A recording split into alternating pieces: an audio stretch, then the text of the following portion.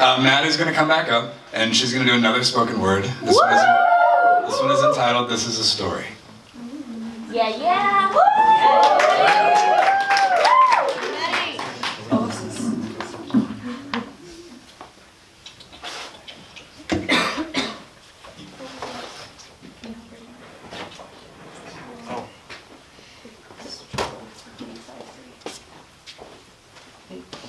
Woo!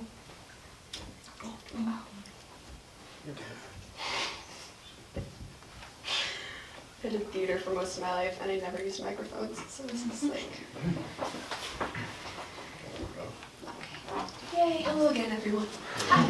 So, this poem, I was asking God what I should do because I knew I wanted to do 2 pieces, and he told me that I should share my story with you guys.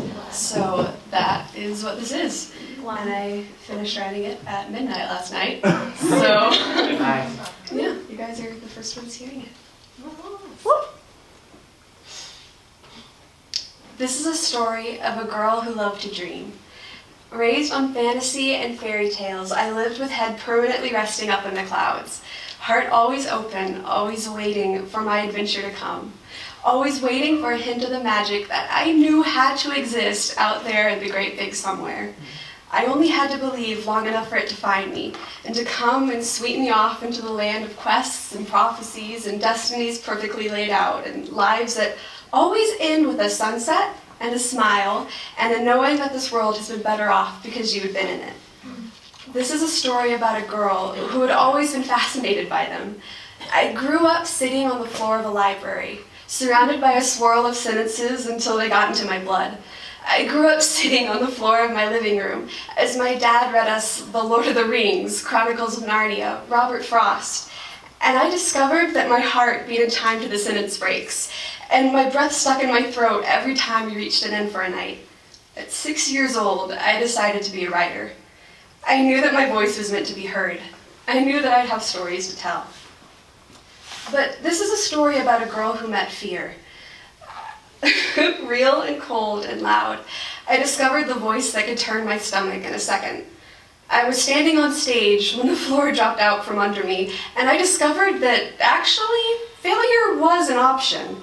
My childlike self-confidence shattered in a moment as I started my journey of self-protection.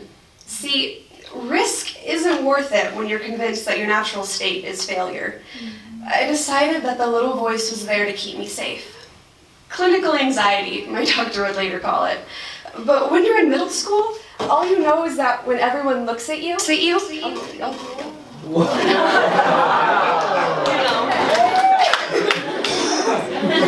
supposed to happen.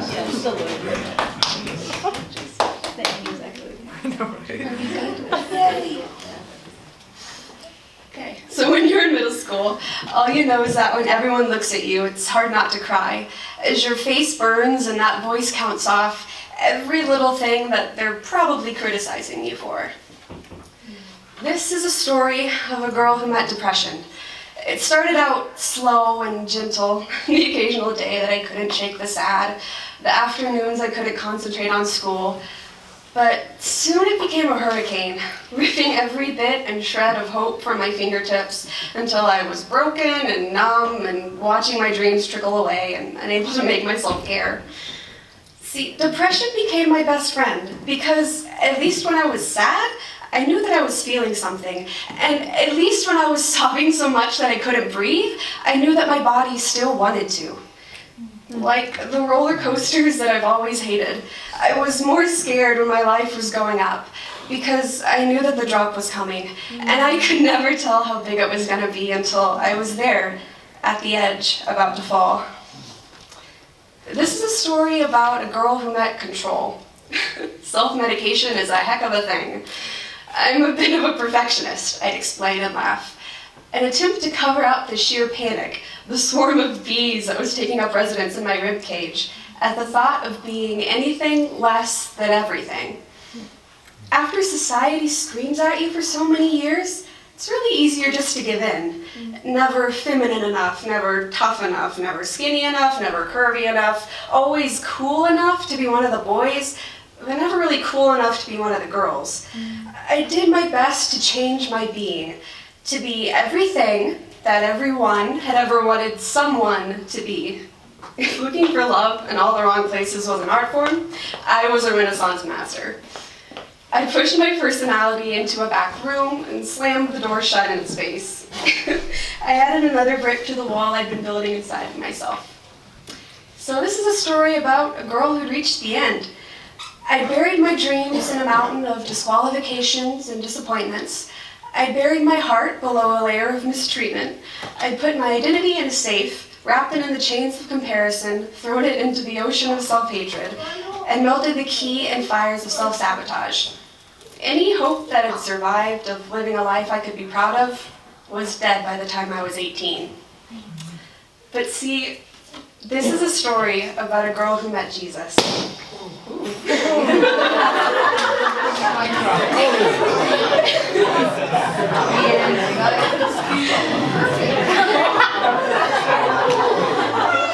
In a moment, he walked into the room, and the weight was lifted off of my shoulders, and the light came back into my eyes, and the first hint of perfect love touched my soul, and I realized that the course of my life had just been changed forever. Freedom suddenly had a definition, love had a perfect name, and purpose was breathed back into my life once again. And I knew that I had unintentionally discovered exactly what I'd been born for. See, this is a story about a girl who met Jesus, pinching myself because I felt like I was dreaming, because I didn't know that life could look like this, because the creator of the universe cared about a girl from small town Texas who'd forgotten who she was. I picked up every piece of my life with a smile. Wonder became my defining emotion, and I walked through my days like a toddler in a toy shop, unable to believe that so many beautiful things existed, and unable to believe that I would get to spend the rest of my life discovering them. This is a story about a girl who met Jesus. Life come full circle. See, I found that magic that I'd always known existed. Except, really, it was called miracles, and I'd become one. Wow. I found out that dreams actually can't be too big, and they're encouraged. I found out that love can be real, and trust can be safe, and life can be so entirely worth living. So really, this is a story about a man who died on a cross, who went through unspeakable pain so that the fullness of redemption could play out time and again, as life after life and soul after soul finds the truth of who they were created to be. This is a story about a dad who loved me too much to leave me, and he didn't care how far he had to go into the dirt to find me. This is a story about the life changer, about the love of my life, and about a perfect friend. This is the gospel. And this is my story. Wow.